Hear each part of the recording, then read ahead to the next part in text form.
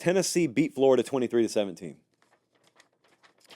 So, you don't have to care about Florida to shed a tear for Florida after how thoroughly they fumbled this game away yesterday. I give it 3 Chalai on the 1 to 5 Chalai rating scale, which is weird because it went to overtime. Rivalry game that went to overtime. It's a sloppy game. I mean, Ohio State was executed at a high level. This game was not. But I remember yesterday, I looked and I saw the score at halftime and I said, well, I legit thought it was a typo. I tweeted out, is this an error? 3-0 Florida at the half? Is this really happening? And so then I did not see the ending of the game. This was a situation where I watched the game this morning on the flight home, so I already knew the outcome. And it's a weird thing to watch this kind of game when you know the outcome as you're watching opportunity after opportunity for Florida. Because 2 or 3 times on the flight home this morning, I was watching the game saying, how are they going to blow this opportunity? Like Florida, oh cool, they're in the red zone again. They had 6 red zone trips and totaled 17 points. So you're just asking yourself, wait a second, they're not going to score here? Nope. I legit thought the score at halftime was a typo. 3-0. Second week in a row, Tennessee's been shut out in the first half. That had not happened in 62 games prior to the last 2 weeks. Now it's happened 2 weeks in a row. I'll tell you what it's like watching Nico Iamaleava right now. I was way too high on my expectation for him this year. That's my fault. That's not his fault. That's my fault. But you can tell it's there. You can tell the mind is there. You can tell the physical tools are there. But if you've ever walked with someone, like recently, I've had experiences, and I don't want to be specific or name names, but I've had experiences where I may be with someone and I walk a little bit faster than this person does. And so if you're in an airport or something like that, you want to get to the destination, so you're walking fast, and every few seconds you turn around and you realize, oh, this person, again, who shall remain nameless, is like 5 or 6 stride lengths behind me. So what do you have to do? You have to wait for them to catch up. And I feel a little bit of that vibe when I watch Nico. I know the tools are there. Mentally, I know it's there. And it's just the game itself is not catching up fast enough, at least for Tennessee fans right now.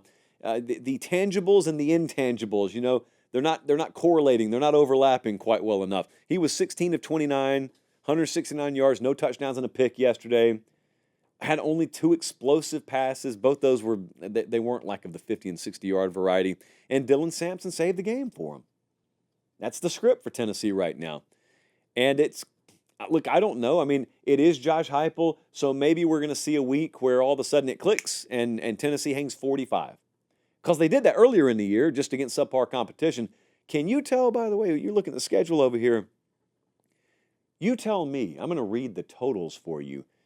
You tell me when conference play began. 69 points, 51 points, 71 points, 25 points, 14 points, 17 points. Can you tell when conference play started?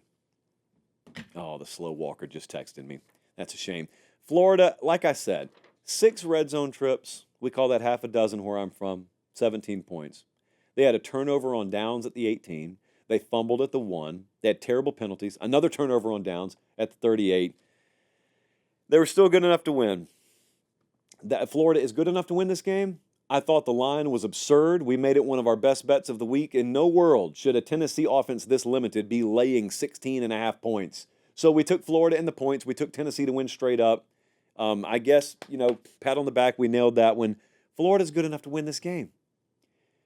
And yet, Florida is not good enough to allow someone to just keep chopping on them, figuratively, of course.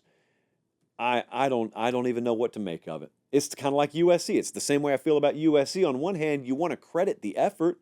You want to credit like leaving it all out there. There's no lack of effort. It's none of that. It's just USC had it right in front of them yesterday. Florida had it right in front of them, and you ask yourself, if not now, when? And I know the point spread was 16.5, but Florida digging themselves in the hole they're in was the entire reason that point spread was what it was. So you don't get credit for covering.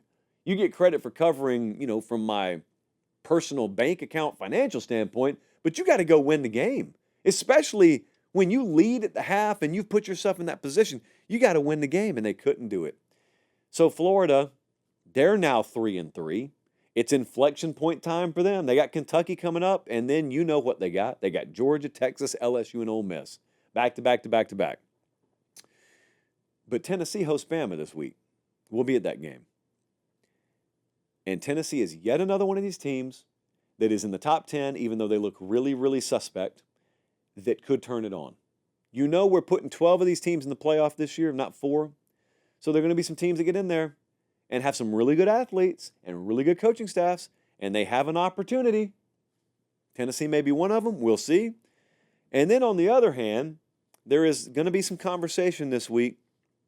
I just want to not delve too far into it. I just want to let you know I'm aware of it. And that conversation is, oh, so Napier lost again, yeah. But Kiffin's got 2 losses. Yeah, what are you getting at? Well, we always wanted Kiffin, but the thought was he's going to be in the playoffs. Are we going to be willing to wait all the way through January? But now what if he's not in the playoffs? Would Lane Kiffin be available come early December? I'm just going to get you ready for it because that talk's coming this week. Not that I would traffic in such talk, but that talk's coming this week.